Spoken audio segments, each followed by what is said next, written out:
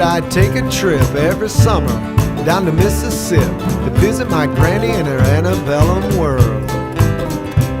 I'd run barefoot all day long, climbing trees free as a song, and one day happened to catch myself a squirrel.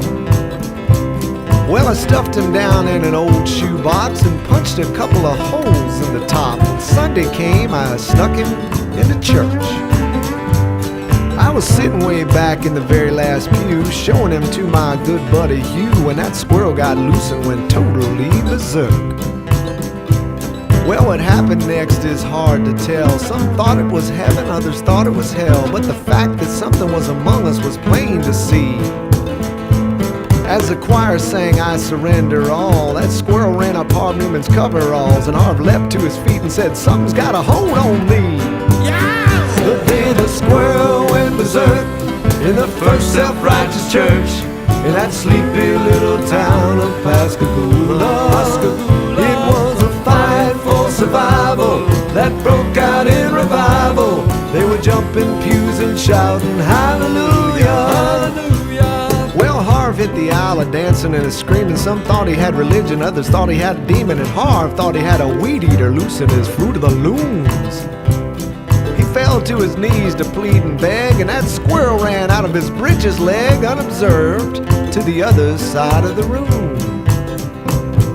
All the way down to the Amen pew where sat Sister Bertha Better Than You, who'd been watching all the commotion with sadistic glee. Well, you should have seen that look in her eye when the squirrel jumped her garters and crossed her thighs. She jumped to her feet and said, "Lord, have mercy on me." As the squirrel made laps inside her dress, she began to cry and then confess to sins that would make a sailor blush with shame. She told of gossip and church dissension, but the thing that got the most attention was when she talked about her love life. And then she started naming names. The day the squirrel went berserk in the first self-righteous church in that sleepy little town of Pascagoula. It was a fight for survival that broke out in revival. They were jumping pews and shouting hallelujah, hallelujah. Well, 7 deacons and the pastor got saved, and $25,000 got raised, and 50 volunteered for missions on the spot. And even without an invitation, there were at least 500 rededications, and we all got rebaptized whether we needed it or not. Now you've heard the Bible story, I guess, where he parted the waters for Moses to pass, all the miracles that God has wrought in this here old world. But the one I remember to my dying day is how he put that church back on the narrow way with a half-crazed Mississippi squirrel.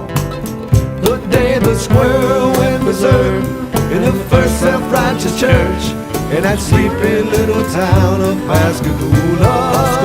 It was a fight for survival that broke out in revival. They were jumping pews and shouting hallelujah, hallelujah. They were jumping pews and shouting hallelujah.